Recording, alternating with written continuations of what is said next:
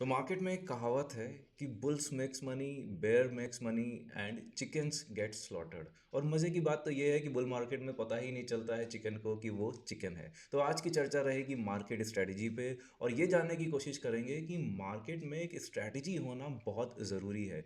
Without strategy इस market में enter करना खतरे से खाली नहीं है। मार्केट बहुत ही पनिशिंग है, और स्ट्रैटेजी वालों के लिए और पेशेंस वालों के लिए मार्केट बहुत ही रिवॉर्डिंग भी है। यूजुअली लोग वीडियोस किस लिए देखते हैं? लोग वीडियोस देखते हैं स्टॉक टिप्स के लिए कि हाँ भाई किसी स्टॉक का नाम पता चल जाए जिसमें मैं इन्वेस्ट कर दूं, जिससे मेरे पैसे बन जाए, मैं वेल्दी हो जाऊं। और आजकल लोग वीडियोस देख रहे हैं इस चीज़ के लिए कि हाँ भाई मेरा ही पोर्टफोलियो तो लाल नहीं है, दुनिया जगत का पोर्टफोलियो भी तो लाल है। और कहीं से कोई फाइनेंस इन्फ्लुएंसर या फिर कोई मार्केट एनालिस्ट ये बोल दे कि हाँ भाई ये सब टेम्परेरी पेन है, मार्केट फिर से खड़ा हो जाएगा, आपके पैसे बन जाएंगे। बेसिकली आजकल लोग मॉरल सपोर्ट्स के लिए भी वीडियो देख रहे हैं। पर मेरा वीडियो आज पूरी तरह एजुकेशनल है। मैं आपसे रिक्वेस्ट करूंगा कि प्लीज़ इस वीडियो को लास्ट तक देखिएगा। और क्यों मैं एक स्ट्रेटजी बनाने पे फोकस कर रहा हूँ ये भी बहुत इंपॉर्टेंट है। इस चीज़ को ऐसे समझने की ज़रूरत है कि जब लेडीज़ या फिर लाइक आंटीज़ या फिर लाइक मम्मियाँ लोग, मतलब मेरी मम्मी भी जब जाती हैं मार्केट में, तो वहाँ पे एक अच्छा खासा बार्गेनिंग होता है। वो बोलता है कि हाँ 100 रुपये का सामान देंगे, मम्मी बोलती है 50 में दोगे? नहीं नहीं, तो मम्मी आगे बढ़ जाती है। फिर थोड़ी देर बाद वो बोलेगा कि अच्छा ले लो 50 में, लेकिन वो एक बार में 50 में नहीं देगा। वो बोलेगा 60 लास्ट है, 60 इज़ द लास्ट। मम्मी बोलेंगे फिर से नहीं, 50 में देना है तो दो। फिर आखिरी में वो 50 में दे देता है। तो इस तरह की बार्गेनिंग हमें मार्केट में करनी चाहिए। इसे हम थोड़ा सा एग्जाम्पल से समझेंगे, थोड़ा केस स्टडी से समझेंगे तो ज़्यादा बेटर रहेगा। फॉर एग्जाम्पल एशियन पेंट्स में लोगों ने कैसे एक अपॉर्चुनिटी को मार्क किया। ठीक है, ये है एशियन पेंट्स का मंथली चार्ट। मैं इसमें से लाइंस हटा देता हूँ। ठीक है, लाइंस हटाना बहुत ज़्यादा ज़रूरी है। तो सबसे पहले यस, मंथली तो बहुत बड़ा टाइम फ्रेम हो गया। एक बार वीकली चार्ट पे हम कुछ चीज़ें यहाँ पे स्पॉट करेंगे कैसे आपको जो है अपॉर्चुनिटीज़ मार्क करनी है। यहाँ पर जो है आपको यहाँ पे दिख रहा है कि ओके इस लेवल से कहीं ये जो स्टॉक है 2700 के आसपास के लेवल से बाउंस करता है और वहीं पे आके सपोर्ट लेता है। फॉर एग्जांपल एशियन पेंट 3000 पे चल रहा है, तो आपके पाले में वो नहीं है, ना ही वो मेरे पाले में। मैं सबसे पहली लाइन खींचूंगा इधर इस लेवल पे जहाँ से इसमें हमेशा से बाउंस आया है। ठीक है, एक लाइन मैंने यहाँ पे खींच ली जो कि 2700 के आसपास है। तो अब ये 3000 पे चला जाए, 3600 पे चला जाए, 4000 पे चला जाए, 5000 पे चला जाए, मुझे एशियन पेंट से मतलब ही नहीं है जब तक ये मेरे पाले में ना आए। और ऐसा नहीं है कि पाले में आते ही मुझे ले लेना है। ठीक है, जब ये आएगा 2700 तब देखेंगे। अब यहाँ पे क्या हुआ कि भाई ये 2762 आया, उसके बाद सीधे ही उसके नीचे खुला। अब ये मेरे इंटरेस्ट जोन में आ गया। ठीक है, अब मुझे एक रेंज मार्क करनी है। ठीक है, नीचे की रेंज ये है क्योंकि इस लेवल को इसने ब्रेकआउट किया था, इनफैक्ट इस रेंज में इसने काफ़ी टाइम बिताया था। तो मैं अब यहाँ पर फॉर अ सेफर साइड एक जोन मार्क कर लूँगा। मार्केट में जो भी नेगेटिव न्यूज़ चल रही है एशियन पेंट्स को लेके, वो मैं एक बार को साइड में रखूँगा। ठीक है, मैं यहाँ पर अब खाली इसको ऑब्जर्वेशन में डाल दूंगा। सबसे इंपॉर्टेंट चीज़ क्या देखनी है कि क्या भाई ये यहाँ से ओवरसोल्ड जोन में आया है, क्योंकि मेरे लिए एशियन पेंट कभी बाइंग ट्रेजेक्टरी में था ही नहीं। क्योंकि अगर मैं इसका मंथली चार्ट देखता हूँ, ठीक है, तो ये भाई यूजुअली हमेशा ओवरसोल्ड ओवरबॉट जोन में रहता है और ओवरबॉट जोन में ही रहा। पर यहाँ पे मेरी आंखों में एक चमक आ गई जब इसने एक स्ट्रॉन्ग आरएसआई लेवल को नीचे ब्रेक कर दिया। ठीक है, और ये अपने हिस्टोरिकल ओवरसोल्ड जोन में आ गया मंथली टाइम फ्रेम में। ठीक है भाई, बढ़िया आ गया। क्या अभी भी एंट्री कर लेनी चाहिए? नहीं भाई, मेरे हिसाब से बिल्कुल एंट्री नहीं करनी चाहिए। अभी भी ये मेरे इंटरेस्ट जोन में नहीं है। मैं अब क्या देखूंगा कि भाई प्राइस टू अर्निंग वैल्यूएशन कैसी है कंपनी की। क्या ये 5 साल के लोएस्ट वैल्यूएशन में है? कि अगर वहाँ पे 5 साल के लोअर वैल्यूएशन पे आ गया एशियन पेंट, ओके, अब ये कहीं ना कहीं अब मेरे सेटअप में आ रहा है। पहला मैंने रेंज मार्क करी, दूसरा मैंने आरएसआई देखा कि हाँ भाई ये ओवरसोल्ड जोन में आ गया है, तीसरा मैंने कहा कि हाँ भाई कंपनी के प्रॉफिट्स तो बढ़ रहे हैं पर कहीं ना कहीं प्राइस जो है ड्रॉप हो रहा है, वैल्यूएशंस कहीं ना कहीं बहुत सस्ती हैं। क्या अभी भी मैं इसे लेने की सोचूंगा? नहीं भाई, बिल्कुल नहीं, क्योंकि ये चीज़ मुझे दिख रही है तो ये और भी लोगों को दिखनी चाहिए। सबसे इंपॉर्टेंट चीज़ ये होती है। ठीक है, अब चौथी चीज़ का जो कि बहुत इंपॉर्टेंट है, मैं ये वेट करूंगा कि इस रेंज में ये कंसोलिडेट करे। अगर ये यहाँ से कहीं ऊपर चला जाएगा तो मुझे कोई इंटरेस्ट नहीं है, क्योंकि जो चीज़ एकदम से ऊपर जाएगी, स्टॉक मार्केट का रूल है बाय द वे, वो कभी ना कभी एकदम से नीचे आ जाएगी। ठीक है, अब मैं चाहता हूँ कि यहाँ पे थोड़ा टाइम बिता दे, 4 हफ्ते, 5 हफ्ते, 6 महीने, जितना टाइम लेना है इसे ले ले। ठीक है, ये 4 चीज़ें हो गईं। अब इसके बाद अभी ऑब्वियस सी बात है कि ये 4 चीज़ें बहुत लोगों को दिख रही हैं, आपको दिख रही हैं, मुझे दिख रही हैं, तो बड़े-बड़े मार्केट एक्सपर्ट्स को भी दिख रही हैं। ठीक है भाई, चल क्या रहा है इधर? अब मुझे चाहिए एक 5वीं पॉजिटिव न्यूज़। अब वो या फिर ये हो सकता है कि एशियन पेंट्स कोई बायबैक अनाउंस करे, या फिर कोई म्यूचुअल फंड इन लेवल्स पे आके खरीदे, या फिर कोई मार्केट की ज़बरदस्त पॉजिटिव न्यूज़ कि भाई जो है क्रूड ऑयल बहुत सस्ता हो गया है, पेंट मैन्युफैक्चरिंग को इससे बूस्ट मिलेगा एंड ऑल, इस टाइप की कोई न्यूज़ आ जाए ज़बरदस्त, तब मैं जो है कोशिश करूंगा इसमें एंट्री करने की। तो हुआ क्या यहाँ पे, एसबीआई म्यूचुअल फंड ने यहाँ पे कहीं एंट्री करी इसमें 2200 के लेवल के आसपास। अब ये मेरे बाइंग जोन में आ गया है। अब मुझे यहाँ पे रेंज दिख गई है सीधा सीधा कि भाई ये 2600 का लेवल जब पार होगा तो एक रॉकेट सी तेज़ी बनेगी। अब मैं कहीं यहीं कहीं जो है इसे डिप्स में एक्यूमुलेट करने की कोशिश करूंगा। ठीक है, उस हिसाब से मैंने स्ट्रेटेजी मेरी ये काम कर गई, और ये ऑफकोर्स ये रेंज कटते ही एक ब्रेकआउट आएगा और एक रेजिस्टेंस है। ठीक है। अब क्योंकि एशियन पेंट एक लार्ज कैप कंपनी है, तो इससे हमें हमेशा जो है क्या बोलते हैं, एक डिसेंट रिटर्न्स की ही उम्मीद करनी चाहिए। ऐसा बिल्कुल भी उम्मीद नहीं करनी चाहिए कि ये यहाँ से बहुत कम टाइम में भाई 2 गुना 4 गुना 5 गुना हो जाएगा, ऐसा नहीं है। ठीक है, मार्केट के हिसाब से जो उसका मार्केट कैपिटलाइजेशन है उस हिसाब से हम कोशिश करेंगे कि हाँ भाई अगर मुझे कम टाइम में 12 से 15% का भी रिटर्न दे देगा तो मेरे लिए अच्छा है भाई। ठीक है, अगर मैंने इसको कहीं 22 और गया, ये 2200 के नीचे भी है बाय द वे। ठीक है, गया ये 2200 के नीचे भी है। ठीक है, पर यस मैं कहीं ना कहीं से 2300 के आसपास एक्यूमुलेट करने की कोशिश करूंगा, क्योंकि मुझे पता है कि 2200 के आसपास एसबीआई म्यूचुअल फंड ने इसमें एंट्री बनाई है। वैल्यूएशंस बहुत कम है इसके। ठीक है, मतलब 5 ईयर्स के लोएस्ट वैल्यूएशन के आसपास आ गया है इसे। ओवरसोल्ड जोन में, हिस्टोरिकल ओवरसोल्ड जोन में चला गया है एशियन पेंट। क्रूड ऑयल के दाम जो है गिर गए हैं, और कंसोलिडेशन भी हो गया है। अब कितना बड़ा कंसोलिडेशन हुआ, यू कांट इवन इमेजिन। अक्टूबर 2024 में इस रेंज में आया, और कंसोलिडेशन कहाँ हो गया इसका भाई, मई तक। मतलब इसने almost 7 months, more than 7 months का कंसोलिडेशन एक ही रेंज में कर दिया। ठीक है, तो अब ये मेरे लिए कहीं ना कहीं बहुत ही फेवरेबल ट्रेड हो गया। अब मुझे इसमें एंट्री लेनी चाहिए और इसे यहाँ तक ट्रेल कर देना चाहिए। अब इससे एग्जिट क्यों, कब करूँगा, कैसे करूँगा, उसके लिए कभी अलग सेपरेट वीडियो बनाऊंगा। दूसरा एक एग्जांपल समझते हैं, थोड़ा सा स्मॉल कैप के बारे में समझते हैं। ठीक है ना, स्मॉल कैप में अपॉर्चुनिटीज़ बड़ी हो सकती हैं। ठीक है, ऑल दो ना ही एशियन पेंट में मेरा कोई रिकमेंडेशन है, और ना ही जो भी मैं इस चीज़ के लिए, मतलब ये जो आप जो चार्ट शेयर कर रहा हूँ इसके लिए कोई रिकमेंडेशन है। अब यहाँ पे भाई एक कंपनी है इन्फोबीन्स टेक्नोलॉजी। ठीक है, बहुत ऊपर गई।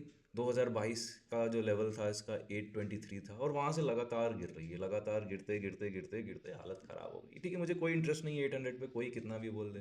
मैं यहाँ पे क्या देखूंगा, ओके चार्ट में मुझे वीकली चार्ट में एक लेवल दिख रहा है।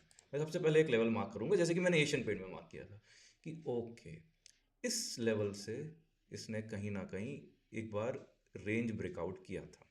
ठीक है, एक लेवल तो मेरा ये बना। ठीक है, ये एक बेसिक सा लेवल बना कि ओके यहाँ पर इस रेंज में इसने काफ़ी सारा टाइम स्पेंड किया इस रेंज में। ठीक है, वो लेवल मार्क कर लिया, और फिर मैंने एक रेंज मार्क कर ली। ठीक है, एक लेवल मार्क हो गया, रेंज मार्क हो गई। अब मेरे रडार में पहला पहला जब मुझे लाइक सोचना चाहिए कि हाँ इस स्टॉक को देखना भी चाहिए कि नहीं, वो तभी आएगा जब इसका प्राइस जो है कहीं ना कहीं 410 या उसके नीचे आए। ठीक है, क्योंकि ऑब्वियस ही बात है कि यहाँ पर इसने कितना टाइम बिताया, जून से लेकर जनवरी, मतलब 6-7 महीने के कंसोलिडेशन के बाद इसने ब्रेकआउट दिया था। ठीक है, तो फिर मैं इसको देखूंगा, और आप यहाँ पे चार्ट पे भी देख रहे हो कि जब भी इस रेंज में आया इसने बाउंस दिया, कहीं भी इस रेंज में आया इसने बाउंस दिया, इनफैक्ट जब लोअर रेंज में भी आया इसने बाउंस दिया, और ये कहीं ना कहीं इसका एक रेजिस्टेंस मार्क हो गया। अब मैं देखूंगा कि भाई वैल्यूएशन क्या चल रही है, तो पता चलता है कि यहाँ पर इस रेंज में इस स्टॉक का जो प्राइस टू अर्निंग रेशियो है वो 5 ईयर्स के लोएस्ट लेवल पे आ गया, 19 के प्राइस टू अर्निंग पे ये कहीं ना कहीं आ गया। ओके, तो वैल्यूएशन जस्टिफाइड हो गई है, और अब प्राइस भी कहीं ना कहीं जस्टिफाइड हो गया है। तो क्या मुझे लेना चाहिए भाई, बिल्कुल नहीं। अब मुझे चाहिए कि इस रेंज में थोड़ा कंसोलिडेट करे ये। ठीक है, आ जाए नीचे आ जाए, मुझे कोई दिक्कत नहीं है भाई, मेरे पैसे नहीं लगे हुए हैं भाई, अभी कोई दिक्कत नहीं है भाई, वो जहाँ भी मर्जी आए, मुझे चाहिए कि भाई इस रेंज में ये कंसोलिडेट करे। और एटलीस्ट 1-2 महीना तो यहाँ पे कंसोलिडेशन के चाहिए ही। अब देखो जनवरी से लेकर फरवरी, मार्च, अप्रैल, मई, 6 महीना कंसोलिडेट किया। एशियन पेंट में भी हम लोग ने देखा था कि एटलीस्ट 6 मंथ तो उसने, इनफैक्ट उससे ज़्यादा भी उसने टाइम लगा दिया। ठीक है, अब मैं न्यूज़ को इसको ज़्यादा ऑब्जर्व करूंगा कि कंसोलिडेशन चल रहा है, एक ही प्राइस रेंज में चल रहा है। ठीक है, यहाँ पे भी एक सपोर्ट है, वैसे उस सपोर्ट को इसने तोड़ा नहीं। ठीक है, और दूसरी चीज़ मैंने क्या बताई थी कि ओवरसोल्ड चाहिए भाई अपने को। तो आप देखोगे कि ये हिस्टोरिक ओवरसोल्ड जोन में आ गया था वीकली टाइम फ्रेम में, ठीक है, दिख रहा है यहाँ पे वीकली टाइम फ्रेम में ओवरसोल्ड जोन में आ गया, अभी भी एंट्री नहीं बन रही है, ठीक है। आपको अपने सेटअप पे इतना ज़्यादा स्ट्रांग रहना है कि कुछ भी एकदम लालच सा भी दिखे, आपको स्टॉक लेना भी चाहते हो और ये बहुत बढ़िया कंपनी है एंड ऑल, तब भी जब तक आपके वो सेटअप में ना हो उसे नहीं छेड़ना चाहिए, ठीक है। अब मैं बहुत ही ज़्यादा विजिलेंट हो गया हूँ कि क्या करें। तो यहाँ पे पता चलता है कि जब ये अराउंड 300 के लेवल में था मई में, तो कंपनी अनाउंस करती है बाई बैक। बाई बैक कौन से लेवल पे अनाउंस करती है, वो भी बहुत इंपॉर्टेंट है। बाई बैक वो अनाउंस करती है 464 लेवल पे। ओ भाई, तो वो यहाँ से कितना परसेंटेज ऊपर है, 30% के आसपास वो ऊपर है यहाँ से। 464 का अगर हम लेवल देखते हैं, आई थिंक 464 के अराउंड ही है, ठीक है। तो वो यहाँ से एटलीस्ट 40% ऊपर का बायबैक अनाउंस करती है। ऑब्वियस सी बात है कि बायबैक में अब सारे शेयर तो बायबैक होते नहीं हैं, पर कहीं ना कहीं जो है आपको एक सेंस आ जाता है कि अरे भाई, ये तो बढ़िया चीज़ हो सकती है, क्योंकि आपने एक लंबा कंसोलिडेशन भी देख लिया, एक इम्पॉर्टेंट रेंज से जो है उसे क्या कहते हैं बाउंस करते हुए भी देख लिया। और दूसरी बात यह है कि वैल्यूएशन 5 ईयर्स के लोएस्ट प्राइस टू अर्निंग में 19 के पी पे एक आईटी कंपनी मिल रही है, वो भी देख ली। सारी चीज़ें अब आपके यहाँ पे फेवर में जानी चाहिए। अब मैं कहीं ना कहीं प्लान करूँगा इसमें एंट्री करने का, ठीक है। लेकिन वही है कि अभी भी थोड़ा सा डर लगेगा, क्योंकि ये स्मॉल कैप है। अगर यही चीज़ एशियन पेंट में होती तो मैं ज़्यादा कंफर्टेबल हूँ, ठीक है। मैं थोड़ा सा इसमें तब मैं कोशिश करूँगा कि हाँ भाई, मैंने इसके फंडामेंटल्स देख लिए हैं, वैल्यूएशन वाइज जस्टिफाइड हो गया और कंपनी के पास पैसे हैं, तभी तो ये इतना बड़ा बाय बैक अनाउंस कर रही है, ठीक है। ये सारी चीज़ें हो गई। अब होता क्या है, जो last nail in the coffin होता है वो ये है कि कंपनी के जून के रिजल्ट्स आते हैं। कंपनी के जून के रिजल्ट्स आते हैं, जो कि एक मिसिंग लिंक था अभी तक। और उसमें ये दिखता है कि कंपनी ने हाईएस्ट एवर, मतलब पिछले 3 साल के हाईएस्ट एवर प्रॉफिट्स और सेल्स जो है रिपोर्ट किए हैं। तो आप समझ रहे हो कि कंपनी का जो प्रॉफिट है वो हाईएस्ट लेवल पे है, पर उसका जो स्टॉक प्राइस है वो हाईएस्ट लेवल पे नहीं है। तो ये मेरे लिए एक विन विन सिचुएशन वहाँ से हो जाता है। ऑल दो कोई भी स्ट्रेटजी 100% नहीं होती, आई नो दैट, पर हाँ, ये अब मेरे पूरी तरह से ये मेरे सेटअप में आ गया है। यहाँ पे मैंने एक आरएसआई डाइवर्जेंस देख लिया, ठीक है, लोएस्ट आरएसआई पे मिल गया, मेरी रेंज में इसने कंसोलिडेट किया, इसके वैल्यूएशंस जस्टिफाइड हो गए और कंपनी ने हाईएस्ट एवर प्रॉफिट बुक कर दिया। और एक और कंफर्मेशन मिल गया हमें कि भाई कंपनी ने 464 के लेवल पे, अभी दाम चल रहा है 300 के आसपास, ठीक है ना, और 464 लेवल पे इसने बाय बैक अनाउंस किया। Damn, too good to be true, ठीक है। तो यहाँ पे एंट्री हो गई। अब यहाँ पे इसने कर दिया रेंज ब्रेकआउट, ठीक है।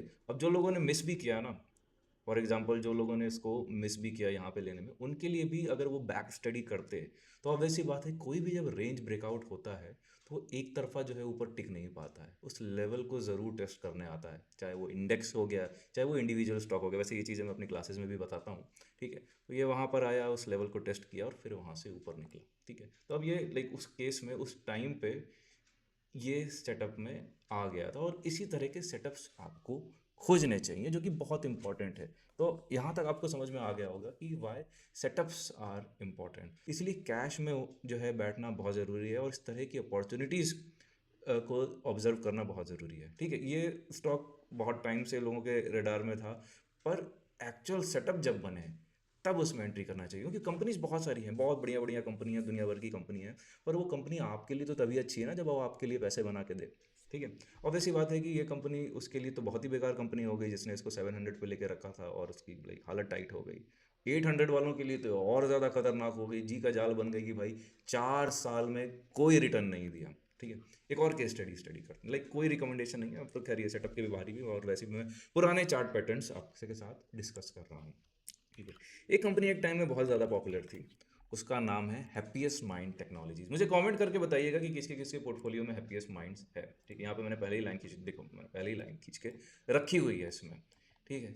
ये कंपनी लगातार गिरे जा रही है। कब से गिरी जा रही है? जुलाई 2021 से लगातार गिरे जा रही है। सोच रहे हो, 5 साल हो गया। लॉन्ग टर्म इन्वेस्टिंग में भी जो है लोग समझते हैं कि हाँ भाई 5 साल तो देना चाहिए, 5 साल में भाई और लॉन्ग टर्म बैठे रहो, कुछ नहीं दिया पैसे, की हालत, मतलब पोर्टफोलियो की हालत टाइट कर दी भाई, ये नहीं होती है लॉन्ग टर्म इन्वेस्टिंग। और एपीएस माइंड फंडामेंटली बहुत अच्छी कंपनी है।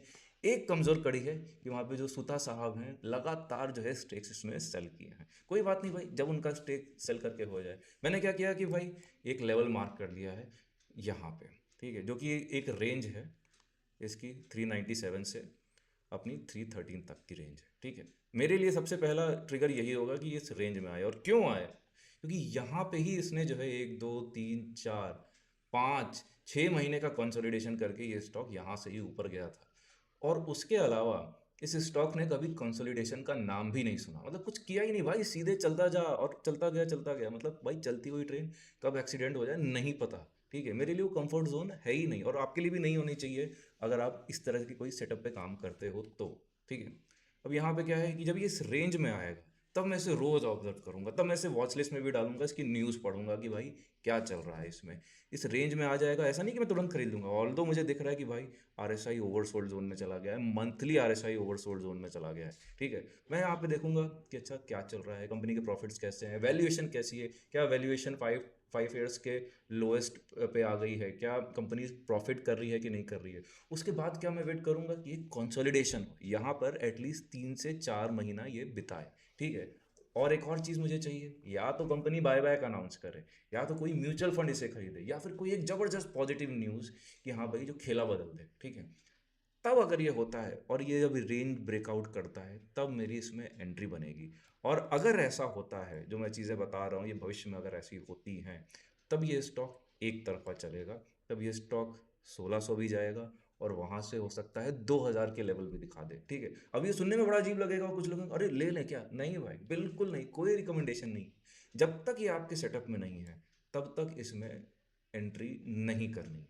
इसी तरह आप भी अपने सेटअप बना सकते हो, कुछ लोग गोल्डन क्रॉसओवर के सेटअप बनाते हैं, कुछ लोग आरएसआई का सेटअप बनाते हैं, मतलब इट डिपेंड्स कि जो सेटअप आपके लिए काम करे, और अपने स्ट्रैटेजीज को जो भी आपका सेटअप है उसे आप बैक टेस्ट करते रहो, ठीक है। तो यहाँ पर मुझे एक ही सेटअप दिख रहा है, वो ये दिख रहा है, यस इसमें टाइम लगता है, पर वो टाइम काफ़ी रिवॉर्डिंग होता है, ठीक है। वो जो रिटर्न्स बनते हैं वो एक तो आपके लिए कॉन्फिडेंस के लिए भी एक बहुत बड़ा बूस्टर है, और आपको ओवरऑल मार्केट साइकोलॉजी समझ में आ जाती है, ठीक है। थोड़ा सा चीज़ों को बड़े टाइम फ्रेम पे आप जब देखना शुरू करेंगे तो चीज़ें आपके लिए बेटर साउंड करेंगी, ठीक है। ये हो गया। इधर एक और केस स्टडी है, ये भी कोई रिकमेंडेशन नहीं है, और मैं वैसे भी पास्ट चार्ट्स जो है शेयर कर रहा हूँ। ट्रेंड लिमिटेड का एक बार हम मंथली चार्ट देखेंगे, ठीक है। ट्रेंड को समझने की बहुत ज़्यादा ज़रूरत है, ठीक है। यहाँ पे मैंने पहले से लाइन मार्क करके रखी, आई थिंक पुराने चैनल पे मैंने इस पे वीडियो भी बनाया था। तो हुआ क्या था भाई, ट्रेंड चल रहा था ओवरबॉट जोन में, बॉइलिंग आरएसआई 86 89 का वीकली लेवल पे, आई थिंक मंथली पे भी ओवरबॉट चला। बहुत ज़बरदस्त कंपनी है, एवरीबॉडी नोज कि हाँ भाई ज़बरदस्त कंपनी है, और जो जूडियो के इनके स्टोर्स हैं, वेस्ट साइड के हैं, क्या गज़ब के भाई अफोर्डेबल कपड़े ये लोग बेचते हैं, और इनका एक्सपेंशन भी लगातार चल रहा है, ठीक है। 96 के आरएसआई पे पहुंच गया था, मजाक है, बिल्कुल मजाक नहीं है, ठीक है। अब ये गिरे जा रहा है, गिरे जा रहा है, मैंने क्या करके रखा है यहाँ भाई, रेंज मार्क कर दो। एक रेंज यहाँ पे भी है, वैसे एक रेंज यहाँ पे भी है, मैं डराने की बात नहीं कर रहा हूँ, पर इसी तरह आपको रेंज ऑब्जर्व करना बहुत ज़रूरी है। एक लाइन में अभी आपके सामने मार देता हूँ, ठीक है। ये एक और रेंज है, ठीक है। अब क्या है कि भाई ये ब्लू चिप कंपनी है, बाय द वे निफ्टी 50 का पार्ट है, लगातार गिरे जा रही है, लगातार गिरे जा रही है। अब मैं इसे देखना शुरू करूंगा क्योंकि ये मेरे पहले सपोर्ट जोन में आ गई है, देख रहे हो। अभी तक मुझे कोई इंटरेस्ट नहीं था, एक बार मार के ऊपर चली जाए कोई इंटरेस्ट नहीं है भाई, कोई इंटरेस्ट नहीं है। अब मुझे क्या चाहिए, यस क्या इसकी वैल्यूएशन 5 ईयर्स लो पे है, जो कि हैं बिल्कुल दिख रही हैं, अगर आप स्क्रीनर पे ध्यान से देखोगे तो लोएस्ट पी पे, प्राइस टू अर्निंग पे ट्रेड कर रहा है इस वक्त ट्रेंड। दूसरी चीज़ ये है कि क्या ये ओवरसोल्ड है, हिस्टोरिक ओवरसोल्ड के आसपास है। तो वीकली चार्ट में आपको यहाँ पे आराम से दिख रहा है कि हाँ भाई ये हिस्टोरिक ओवरसोल्ड जोन में है। क्या ये एक मेजर सपोर्ट के पास है, बिल्कुल ये भाई मेजर सपोर्ट के पास है, ठीक है। अब चौथी चीज़ क्या चाहिए हमें, कंसोलिडेशन चाहिए भाई, यहाँ पे हमें चाहिए 3 से 4 महीने का कंसोलिडेशन। और इसके अलावा भी क्या ये काफ़ी है, नहीं बिल्कुल काफ़ी नहीं है। एक चीज़ और चाहिए हमें कि किसी बड़ी पार्टी का इसमें इंटरेस्ट, कोई म्यूचुअल फंड खरीदे, कोई बड़ा सा लाइक कोई भी जिसके पास बड़े पैसे होंगे। ऑब्वियस सी बात है कि जो चीज़ हमें दिख रही है मार्केट में बहुत सारे एनालिस्ट को दिख रही है। आप ये तो कभी सोचा ही मत करो कि भाई मुझे दिख गया है किसी को नहीं दिख, नहीं ऐसा बिल्कुल नहीं होता है। आपके पहले से लोग इस पर देख रहे हैं, नज़र बना के रखी हुई है, और आपके खरीदने से उसमें कोई फ़र्क नहीं पड़ने वाला है, ठीक है। फिर लास्ट में जब कंसोलिडेशन का फेज जो है चलेगा, उसके बाद जो कि ट्रिगर पॉइंट रहना चाहिए एंट्री का, जो कि मेरा भी रहेगा इनफैक्ट, वो यही रहेगा कि कोई बड़ा फंड इसे बाई करे, या फिर कंपनी 5,000 6,000 पे कोई बाईबैक अनाउंस करे, या फिर कोई और एक जबरदस्त पॉजिटिव न्यूज़ कि हाँ भाई, क्या पता बजट में ही ऐसा कुछ हो जाए, यू नेवर नो, उस तरह का कोई न्यूज़ है, तब इसमें एक एंट्री बनेगी, और तब ये अपने लाइफ हाई पे भी जाएगा और उसके ऊपर भी रिटर्न देगा, और तब ये एक तरफा चलेगा, बाय द वे, तब ये एक तरफा चलेगा ट्रेंड। ठीक है, ये वीडियो आप कहीं सेव कर लेना। ठीक है, तब तक क्या है कि हाँ भाई, मैं मेरा मन करेगा तो मैं इसमें एसआईपी भी कर सकता हूँ, पर मैं देखूंगा अभी इसे, ये मेरे वॉच जोन में तो आ गया है, रडार में। और ऐसा बिल्कुल नहीं होगा कि भाई वो न्यूज़ आते ही, बाई बैक अनाउंस होते ही ये सीधे 8,000 पे खड़ा हो जाएगा, नहीं। एक चीज़ आप जान के चलो कि हर स्टॉक इंक्लूडिंग द इंडेक्स, ठीक है, आपको पूरा मौका देता है उसमें बाइंग करने का, उसमें सेलिंग करने का। आप कोई भी स्टॉक देख लो, एक बड़ी सी न्यूज़ आती है, उसमें चढ़ जाता है, फिर कहीं ना कहीं गिरता है। कोलपाल जैसा ये स्टॉक आप देख लो, कि जब जीएसटी रिफॉर्म्स की न्यूज़ आई थी तो कहाँ 2700 थे, 2200 से वो 2700 के आसपास खड़ा हो गया था, और फिर से वो आ गया 21-2200 पे। बेकार कंपनी है क्या? नहीं, बिल्कुल बेकार नहीं है। आपको पूरा मौका दिया जाता है स्टॉक्स में एंटर करने का। इसी तरह जब मार्केट ओवरसोल्ड ओवरबॉट जोन में हो जाता है, जैसे कि ट्रेंड में ही हुआ, ठीक है, ऊपर एकदम ही भाई, एकदम मतलब आसमान चीर के आरएसआई चला गया था, ठीक है, वहाँ पे एग्जिट करने का भी मौका दिया। मार्केट पूरा मौका देता है किसी भी स्टॉक को खरीदने का, किसी भी स्टॉक को बेचने का। आप उसके अकॉर्डिंग डिसीजन ले पाते हो कि नहीं, ये आप पे डिपेंड करता है। तो आई होप कि इस वीडियो का आपको जिस्ट समझ में आया होगा कि क्यों एक इम्पॉर्टेंट स्ट्रेटजी बनाना मार्केट में बहुत ज़्यादा ज़रूरी है। कुछ लोग पैटर्न्स की स्ट्रेटजी फॉलो करते हैं, वो भी काफ़ी अच्छी है, पर जो भी स्ट्रेटजी आप फॉलो करो, स्टिक टू दैट, और उसको बैक टेस्ट करते चलो, और उसको थोड़ा रिडिफाइन या फिर रिफाइन करते चलो। ठीक है, तो ये बहुत ज़्यादा इंपॉर्टेंट है। अदरवाइज क्या है ना, वो कहावत है कि history will repeat itself if you do not make any attempt to change it. वही सीन चलता रहेगा, और चिकन को बुल मार्केट में पता नहीं चलेगा कि वो चिकन है। बाय द वे, बहुत सारे चिकन को अभी भी नहीं पता है कि वो चिकन है। अल वॉकर साइनिंग आउट, पीस।